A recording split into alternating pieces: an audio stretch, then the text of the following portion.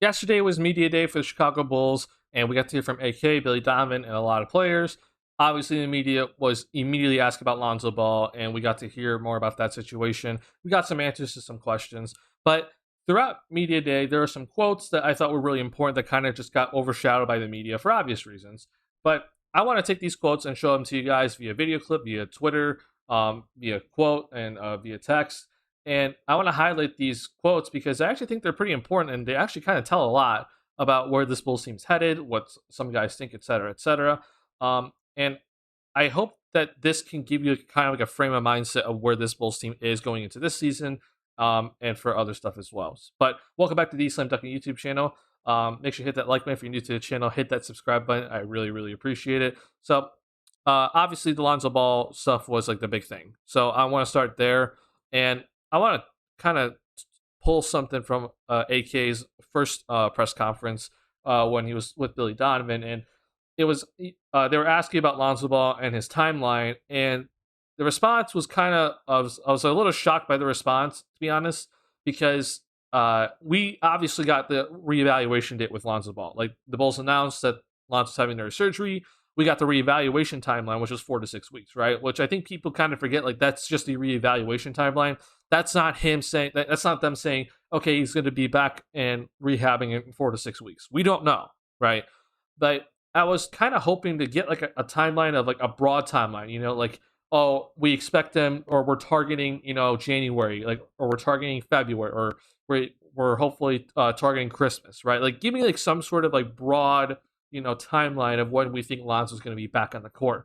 But instead, we got this from AK and listen to him and what he had to say. We worked very closely with Lonzo and his representation and looked at every option possible, and we got to this conclusion. In terms of timeline, we don't know what's going to be. As we reported, 4 6 weeks, we're going to reevaluate him. And So the big thing is that he said we don't know, which really concerns me because again, I wanted like some sort of broad timeline, even if it was like we hope to expect them back between December and January, like something like that. But we didn't get that, and this is why I'm very concerned because uh, I'm starting to get to the point where I don't think we're going to see Lonzo this season. In my past video, I said that I don't think we're seeing Lonzo until January. It's like the bare minimum January. Um, I don't know what this is going to entail this season. So, yes, we kind of got a timeline, but we're still also kind of just sitting in the dark about this. Obviously, in 4 to 6 weeks, we're going to get another update, and hopefully that's good.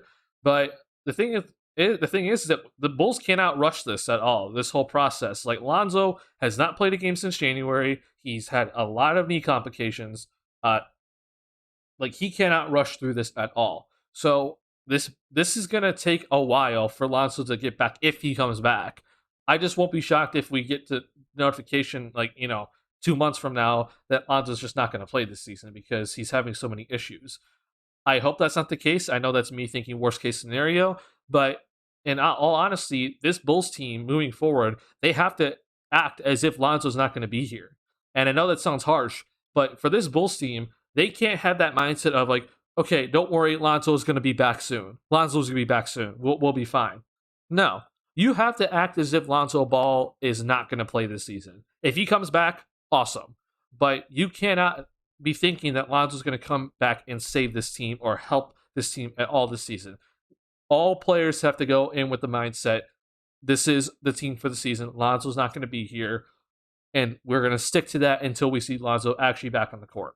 So it's crazy that we didn't get a timeline, but this is very important in my opinion because the Bulls front office doesn't know. I don't think even Lonzo knows if he's going to be even playing the season. So big thing there. I know it kind of got glossed over with everything, but also kind of expected because this thing's just been that bad with the Lonzo Ball stuff. Other stuff I want to talk about was the Lonzo when it comes to Lonzo. I guess what it looks like is the Bulls actually try to keep Lonzo away from surgery. In my previous video, I thought it would be the opposite, but looks like the Bulls were trying to make sure that Lonzo they did everything to not have him get surgery. Obviously, surgery is hard on the body, and getting two procedures within 9 months of each other on the same area is also pretty hard on the body. So it's pretty sad to see that this is still an issue, but it looks like the Bulls did their best to avoid surgery. Main thing I'm bringing this up is that I want people to stop going after the Bulls training staff, because I don't think this is something that the Bulls training staff can deal with, right? Um, I'm not excusing the Bulls training staff, but when it comes to this Lonzo situation, I think this is just a completely different scenario. So just when it comes to Lonzo, try not to hate on the Bulls training staff too much, because as you can see, this is a big problem in itself. Other thing that AK said was that he wanted to bring in a bunch of guys. Obviously, he brought in three with Drummond, Dragic, and Dalen Terry. But this last quote right here is pretty interesting to me, because he said that we want to focus on the depth. The main thing that I want to point out is this: giving enough ammo for Billy to operate, giving him enough guards and enough wings to be functional. We saw last season that once the injuries hit, that this Bulls scheme, the identity went away, right? The Bulls stopped running in transition. They stopped being a good perimeter defensive team. I think AK wanted to make sure that if guys do go down again this season, that Billy can keep that scheme together, right? So that this team can still be out and running out on the fast break, playing downhill, and then defensively stick with that defensive identity, playing good perimeter defense, and playing good team defense. So really interesting stuff from there. Obviously, this is part of like the whole continuity stuff, but bringing in a guy like Drummond and a guy like Dragic can help this team withstand any injuries to their positions, and bringing in Dale and Terry can reassure that the defensive identity is still going to be there if someone else does go down, right? Now, the big offseason word was continuity for this Bulls team, and a lot of people are kind of upset with this whole thing, but to be honest, man, I actually think that AK is a pretty honest guy. I think he actually said a lot in this entire interview. So go watch this interview on NBC Sports Chicago YouTube. He was pretty honest. I know a lot of people think he's always giving the politically correct answer, but I actually think AK was really honest in this interview. I'm going to pull one quote from it, but they talked about the Bulls' expectations for the season, which I think he kind of said it. He didn't say it directly, but he basically said it. And then obviously talking about continuity with this team. This quote right here, I think, is huge for Bulls fans. I'm going to play it for you guys right now.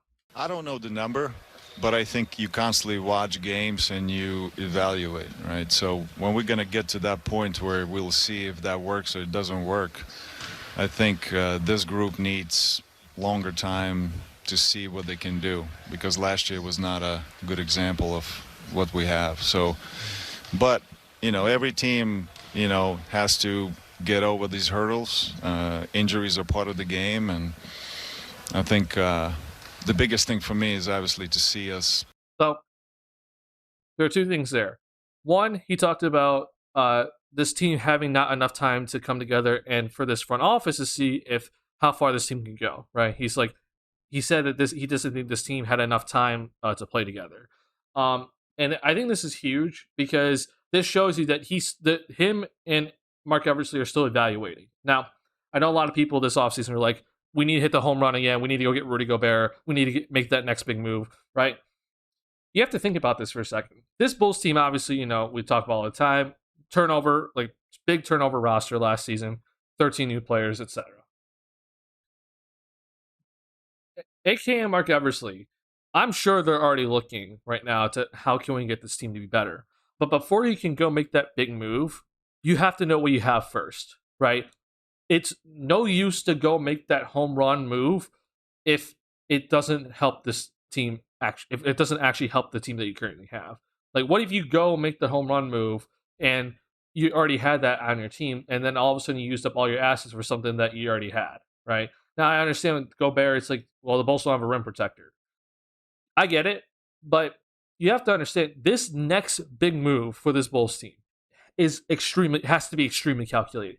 It has to be so calculated. Obviously, with the lack of assets, but AK and Mark Eversley want to see what this team's ceiling is before they can go make that next big move. Because if you go make that next big move and you don't know what this team's ceiling is, what if the ceiling is lower than actually what you expected, right?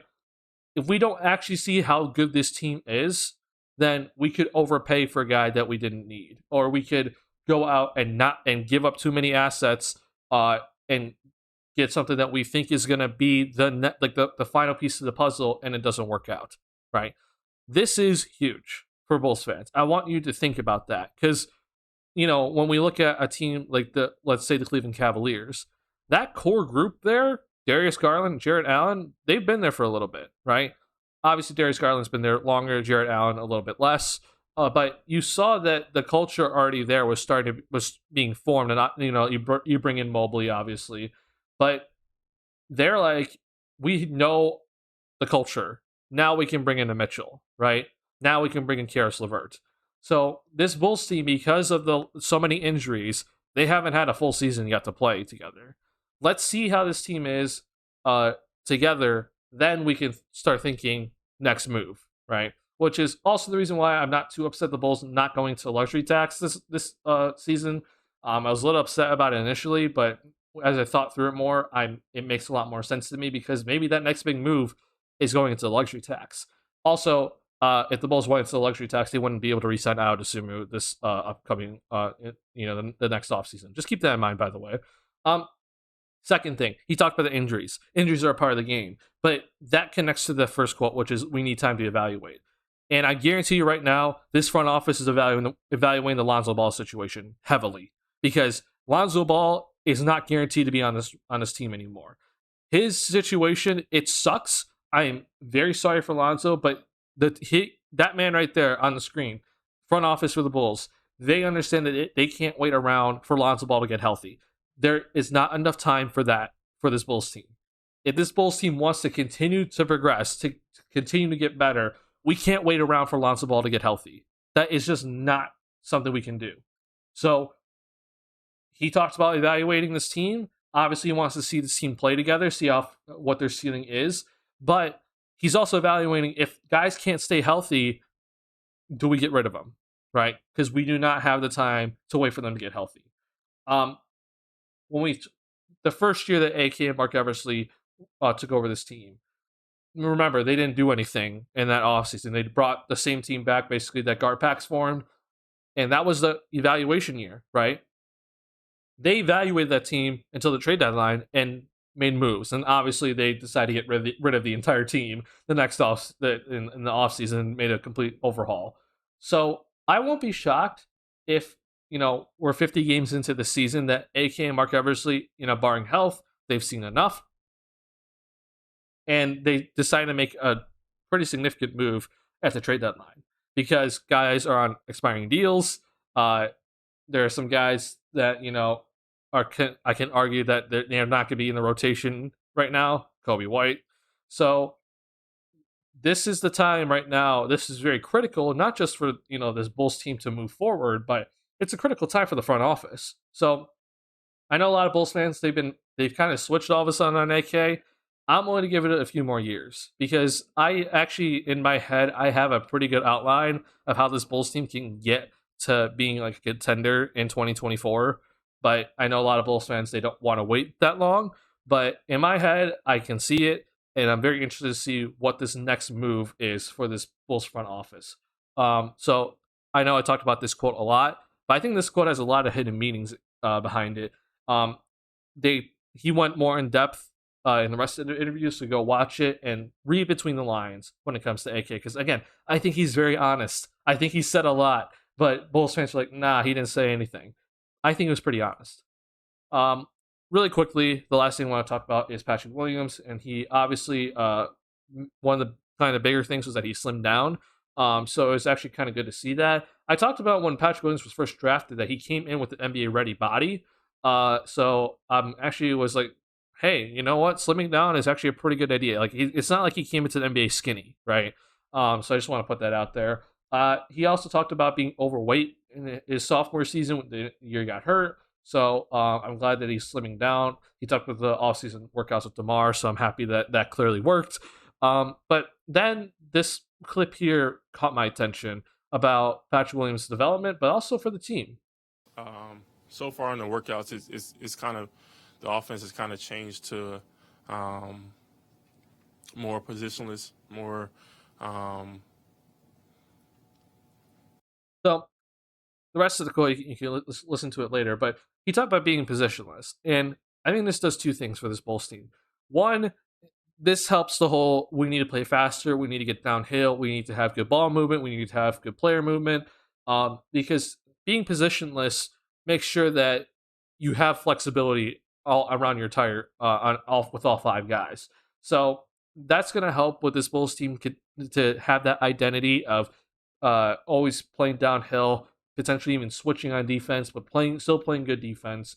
But the second thing, and this is the most important part, positionless, right? Whether Patrick Williams plays the 3, the 4, or the 5, whatever he's playing, I expect him to get chances with the basketball. I expect him to have offense run through him. I expect him to be involved in the main action. Even if he's playing the 5, which I don't expect him to play a lot of the 5, which I don't actually mind the idea of him playing a little small ball 5 for little short stretches, but whatever position he's playing, he's going to still be important to the offense. So just because he moves to the 3 in a lineup doesn't mean that he's just all of a sudden a corner 3-point shooter anymore, right? That's what I think is very important. So I'm very interested to see what Patrick Williams does this upcoming season. Obviously, I think everyone wants to know what Patrick Williams is going to do because it's the question in Chicago right now. But I think this was actually a pretty good quote by him to say, like, no, the offense is being a little more positionless, and I think he's going to get more opportunities if it's positionless. So it's not just going to be the ball's always in the guard's hands, right? So that's what I had for Patrick Williams. Then lastly, I want to talk about this. I think this is a big year for Billy Donovan. Obviously, this is just a big year in general for the Chicago Bulls as the pressure's on. The East got harder, and last season was about making the playoffs, and this season's about getting past the first round. Billy kind of talked about a couple of things. One was the point guard with Lonzo out, who's going to be at point guard. I actually think that he kind of hinted that he thinks Io's going to be starting at point guard. He didn't say it, but I think that was he kind of hinted at it. But secondly, he talked about Vucevic a little bit and how he's such an important part of the offense, play inside out. And then Vucevic in his press conference was saying that he wants to play more inside, not be as much on the perimeter, which is a very interesting thing because obviously this Bulls team lacks 3-point shooting. They're dead last in 3-point attempts last season. With Lonzo out, that makes it even harder. But a lot of people argue back and forth like whether the Bulls should put Vucevic in the post. I think the Bulls need to do that more. And I understand like everyone's saying that, well, that if he's in the post, that it clogs up the lane. Zach and DeMar can't get downhill. Obviously, DeMar's not a 3-point shooter, and Vooch, before he got to the Bulls, was a really good 3-point shooter. So, we kind of think default in our head he needs to be on the perimeter. But in my opinion, because this Bulls team lacks that the 3-point shooting talent, and we're talking like sharpshooters on this team, the other way to create spacing in the NBA is player movement and ball movement. And one of the ways to get ball penetration without running the simple pick and roll at the top of the key is throwing it into the post. And not only will this help Vooch's game, him being more confident and him feeling more part of the offense, but it's going to help this Bulls team offense as a whole because this is going to allow for ball penetration without Zach and DeMar having to get into the lane by themselves. And the other guys need to understand that they're going to have to sacrifice and move around when they don't have the ball, making hard cuts to the rim, setting good screens, etc., etc. So that alone should help keep this Bulls identity of moving the ball, having a lot of player movement, and playing with pace and playing downhill. I know it sounds like, back to the basket is like old school and you slow down. You can play fast through the post. Just ask Draymond Green and Golden State Warriors. It's a very possible thing to do. I understand that Vooch isn't the fastest dude, but Draymond Green just kind of stands there, and the Bulls and the Golden State Warriors, they're like one of the high paced teams in the league, right? You're able to do that when throwing the ball onto the post. It's possible. So I think it's very important that this Bulls team does that this upcoming season, and I hope that it keeps this Bulls identity throughout the entire season of pace and space, pace and space, player movement, ball movement, and playing downhill. So that's my observations for Bulls Media Day. I know it's a lot, but I actually think this was a very serious media day. I think you could kind of see the pressures on guys are really serious. There's some laughs, obviously, as you can see right here, but the guys know, the front office knows, the coaches know that this is a big season for the Chicago Bulls, and they have to have all their attention on this upcoming season. They cannot afford to slip up at all. But that's all I have for you guys in this video. Hope you guys enjoyed. If you did, make sure to hit that like button. If you're new to the channel, hit that subscribe button. I'll see you guys in the next one. Peace.